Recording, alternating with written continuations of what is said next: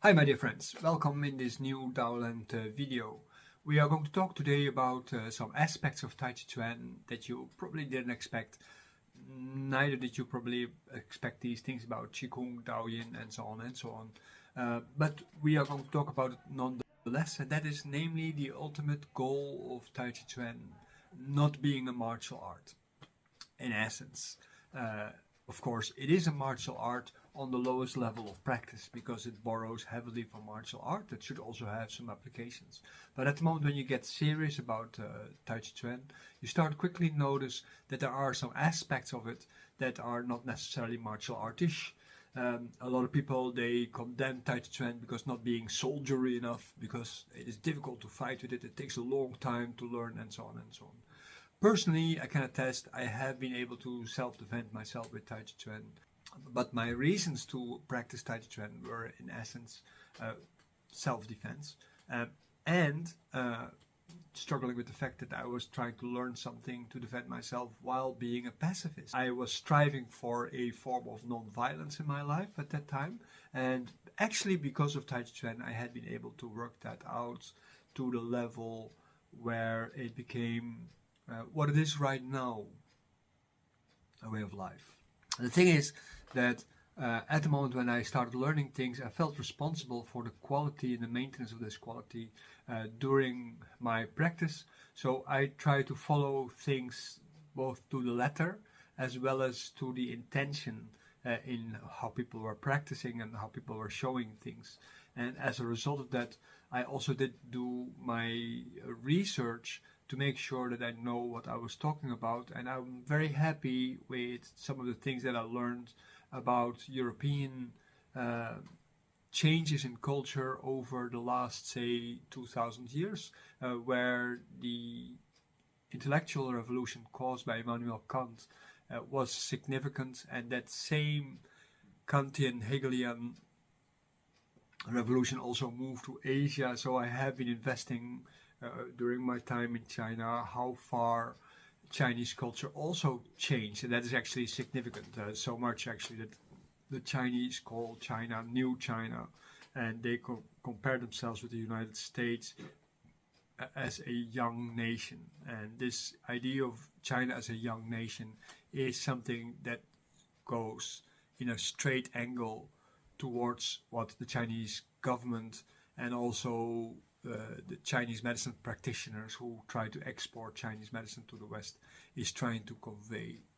The things that come from China, they're all modern, and the things that were in China, they are to a large degree not exactly accepted.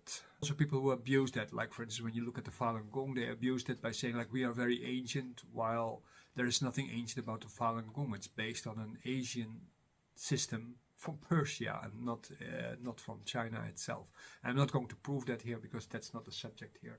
Maybe that is something for another time. One of the big things that I noticed over time, and it has always been bothering me, is the lack of understanding of the authenticity of Tai Chi Chuan. People are running away with interpretations that sound exotic but not necessarily correct. People are willing to colonize the idea of Tai Chi Chuan with Western physiotherapeutic ideas. I've seen people using theosophic ideas and all kinds of other notions that had nothing to do with Tai Chi Chuan in its intentions or its goals. And although it has been a long research to find out what it's actually all about, I had the fortune to meet some teachers who were able to set me up on that. And even though modern Tai Chi Chuan teachers are not being taught these things, there are still some people who are knowledgeable about the past also in China in a way that you can call the old-fashioned way. So the way of learning, the way of understanding, the way of language, and so on and so on. These are things that are very important. In the West though, Tai Chi Chuan is being sold as an engineered project from China by China itself. And although, of course, the Chinese have the right to engineer their own history, it is not comfortable for us to do these kind of things. As a result of the same engineering, you see that Westerners also have the feeling like, you know, if they can do it, we can do it. And as a result of that, we started interpreting Tai Chi Chuan language, Qigong language, meditation language with Western concepts such like energy, vitality, and so on and so on. Concepts which have other ideas within Chinese culture. It's the same with Indian culture or African cultures, even though everybody is now anthropologizing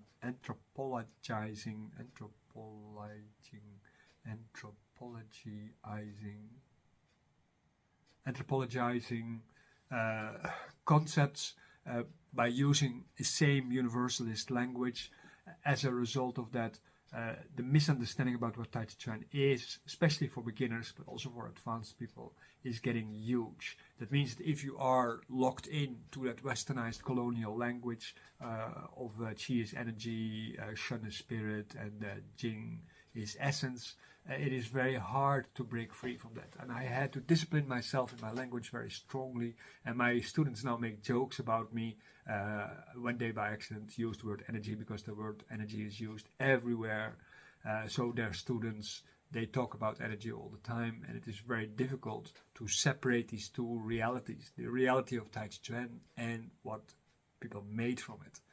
And although it is helpful for people on the health level or whatever kind of things to practice these kind of energy arts, they are not Tai Chi Chuan. So that is a very important thing to understand.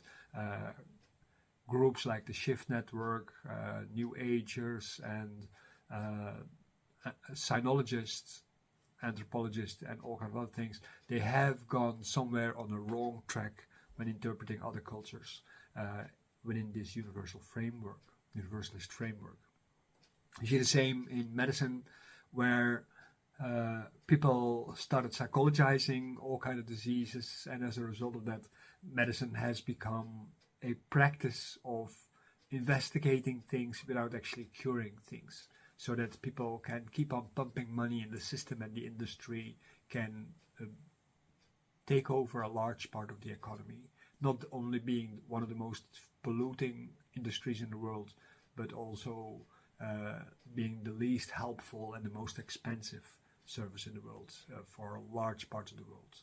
You should just sign up for my channel, or you should become a student at our Taoist medicine school, which is different than what is being exported from China now. Let's start out a little bit more directly with saying that in Taoism, which is the root of Tai Chi theory, even though there's a lot of Confucian elements in there, the saying is that without Yin-Yang Tai Chi theory, there is no Taoism, there is no Chinese culture. So this is period. When I was studying these kind of things, I come to discover over time that without understanding the language of Tai Chi Chuan, without understanding the language of Tai Chi and Yin-Yang theory, it is impossible to do anything. So at the core of the school, we have this yijing counselor course, which is 2 years of basically discussing how Yin-Yang Wuxing and so on, how they work and how they be used, and so on and so forth.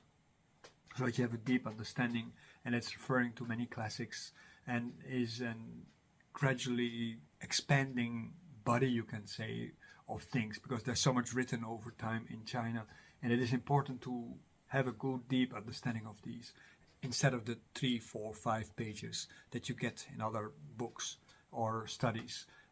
To understand that even in the Chinese medicine study in China, students complained when I was teaching them at the University of Chinese Medicine in Beijing that they only spent about 3 or 4 hours talking about Yin-Yang Wuxing in a 6-year education program, so that they don't really understand these things. They know how the mechanics work, like what Westerners do, but they don't understand the roots. And nonetheless, there are some interesting studies on this. One of them I am busy translating right now. It's called the Yi Dao. When you are getting into these theories, you start realizing so much about the complexities of the scientific intent of Tai Chi theory, Yin-Yang Tai Chi theory, that you have to come to see this theory as equal in importance as the Western scientific method. And that without understanding the yin-yang wuxing theory completely, you won't get very far in understanding Tai Chi Chuan. And it's not about yin-yangs contracting and expanding just like that. I wish it was that simple. But the first thing, what is important, is to realize that yin-yang theory is used in everything. And you have to understand why and how it is used in everything. Whether it's luck, fortune predicting, whether it is movement prediction, anatomy, physiology, whether it is in astrology, feng shui, whether it's in engineering, or whether it's in yijing and qigong, tai chi chuan, Daoyin, meditation, and so on, the study of the mind, politics, cooking, all these kind of different kind of things are dependent on yin-yang theory. In the West, usually yin-yang theory study goes as far as the prediction of somebody's future. So it's basically street market fun. The real occult background of the study isn't seen as very relevant, and even in translations, like for instance, translation of Wang Bi's Yijing, only to a degree there is a validation of the underpinning yin-yang theory, even though it's being discussed there all the time. When you read the Tai Xuan Jing, or when you read the Yijing translations, all these kind of texts, they have a limited scope of what it means. They translate literally, but they do not see the context between the different aspects of the language and construction and the graphics properly. They see the text as being very relevant, while they do not understand that if you go look back to the root cultural heroes, the root spirits or gods, you can say, of Shenong Fuxi and Huangdi, that in these teachings by these three cultural heroes, yin-yang wuxing theory are essential. It's not just in the making of the graphs, because there was no language describing this. The graphs itself are the language, and all the other things are just verbalizations of the language being described in the graphs. So by using the graphs as a means, like we would do in a computer program with zeros and ones, you do severely short on the quality of what it actually means. So this is one point that I want to make in our story for today. But the second point is equally important. Within the Daoland translation project, one of the things that I'm translating is what is called the Cloud Cover. And this Ming Dynasty text is sort of a summary of the Tao Tong, and then in a Taoist way. One core aspect in the training of a Taoist is the learning of things like Tai Chi Chuan, Daoyin, meditation, and so on, in which we actually mostly focus on the development of Jing, Qi, and Shen, besides all the medicine aspects and the psychological aspects and the developmental aspects for a human being to become eventually an immortal, or how to do the rituals for the people to help them overcome their sufferings. At the moment when we talk about Jing, Qi, and Shen, these are three basic premises that bring together all kind of concepts. That if you start understanding the concept of Jing, Qi, and Shen, not just simplistically, like how in the West it is being translated in simple concepts, but in how it relates to all the other things inside our arts and our sciences, then at that moment you start realizing very gradually how complicated things are. Jing, Qi, and Shen relate within ourselves to the three realms outside ourselves, and the Jing relates to the earth. So our earthiness is developed by our Jing. That means the way how we compose and comport our body.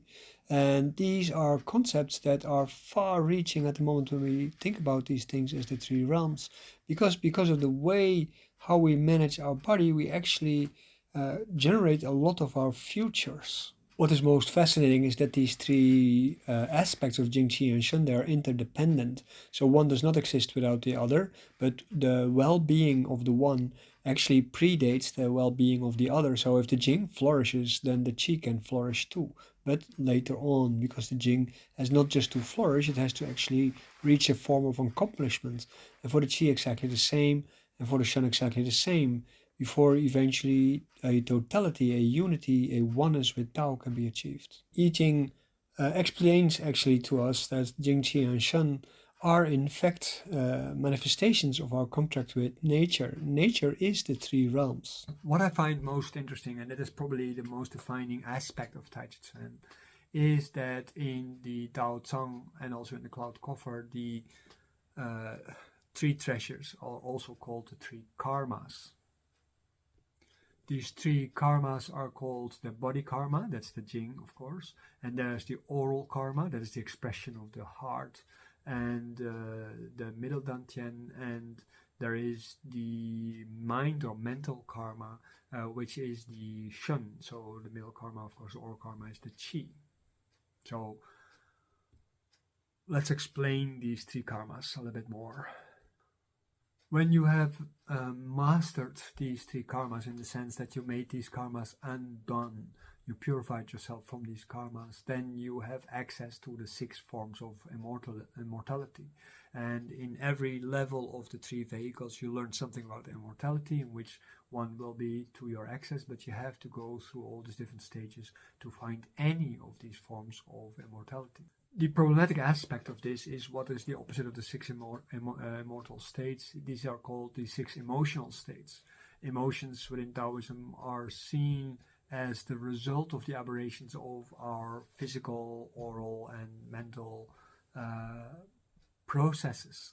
And it means that these emotions are, although important within our daily communication in society, they are also the cause of your demise. One of the things that I always have to laugh about it in modern yoga, there is so much emphasis on the emotional satisfaction and the bliss of your heart and so on and so on. And these kind of things are exactly the reasons why that yoga isn't yoga. In the yoga classics, like in the Taoist classics, also it's being said that the emotional state, the state of bliss and so on, they're means to an end to help you purify things, but you have to leave them behind, because if you continuously seek the satisfaction of your desires, these are what is called the aversions, the root of aversion, which are actually the reason why you eventually will die and you will not achieve anything, even though you feel great. The root of this greatness is the fear for feeling miserable, the anger about feeling miserable, and the desire to escape from your miserability, but you do this in the wrong way. And Taoism and Buddhism both, they have this so-called 8-folded path to escape this miserability. So in the end, it all comes down to the recognition in Taoism that there are these 4 noble truths, namely the first one, that there is suffering, and then the other ones, they actually come from the idea that you want to escape this suffering. And the way how Taoists do that is by becoming an immortal and become part of the universe and a servant to the universe. And for Buddhism, that is by extinguishing yourself, or take the Taoist path within Buddhism. That means becoming a bodhisattva. That's the Mahayana way to become a bodhisattva, and actually then at that moment become a Shen in the Taoist version. The Taishang Lao Jun classic of Taoism, it actually says that if you have mastered your 6 emotions, only those people will find the way to immortality. This text actually describes this as understanding your shape, your body form, to understand your pain, and also to understand your yijing, that means your desire. These desires are what the Tao Te Ching talks about when it says that the colors, the smells, the fragrances, the nice textures and so on, they all deafen your senses, and as a result of that, they put you into a maze of experiences, which makes it very hard to appreciate life as it is. One of the things that I see that people struggle the most with is with the emotional state, because when you say something like, oh, your emotions are the reason why you feel miserable, people like their emotions because this gives them a feeling like being part of something. And the thing is that, how I understand it, is that emotions, even though they are considered the end of your life, the root for the end of your life, they are also considered a very important part of communication. And what I understand from talking with my Taoist teachers and the people I talked with within Taoism in general, is that the internalization of your emotions doesn't make your emotions less valid. It just makes that when you express them, that you express them strategically or as a symptom of the fact that something is going wrong. The thing is that these emotions, they scatter the jing. So whatever you cultivate in your daily life, you have one moment of drinking beer and making jokes and fooling around a bit, your jing is going to be destroyed. And this is the difficult thing to accept. At the moment when you continuously maintain this cultivation control, you can say, over your body and over your mind and over your feelings, and at that moment things become more effective. When we talk about the 3 karmas of the body, that means that you try not to get involved in stealing, in killing, and sexual misconduct. If you look at our modern society, killing and stealing is being frowned upon, although for many people stealing is already acceptable, especially when they're poor or when they're very rich, extremely rich. Even stealing is not a problem. But the sexual misconduct part is something that in legal battles, of course, is being discussed when it's something sexual misconduct. And that is going to be a complicated discussion for most people. But it basically means that one way or the other, whatever you do when you violate somebody else, this is going to be bad. So this is how you can summarize this. When we look at the Mil Dantian and the karmas for this, is that we talk about when you express yourself as greed, as jealousy, as babbling, talking nonsense, and so on, meaningless things. You do meaningless things in general, then at that moment you are defiling your chi. And the same goes for your mind, of course. At the moment when you are thinking about doing things, your intention is negative, destructive one way or the other, so the shun cannot develop. That means that you have to dissociate yourself from a lot of different kind of emotional states, which make things difficult to be able to grow. And I think everybody can agree with me that if you are satisfied by greed and you need big houses, big car, you need nice clothing, you need a nice girlfriend or boyfriend, or you need to go on holiday all the time because you can, then at that moment this is, well, you should, we all agree, I guess we should consider it a negative, even though maybe it is fun. It is exactly the fun part, which then of course within the Taoist universe is considered disruptive. That doesn't mean that Taoists don't have fun, but they have meaningful fun. The way to overcome these karmas is basically just by abstaining from them, which is called tapigu, abstaining from colors, abstaining of desires, abstaining of anger and hate and happiness at the same time. So by getting into this meditative state, when you are practicing, you gradually start purifying yourself from your karma, and that's the purpose of Tai Chi Chuan.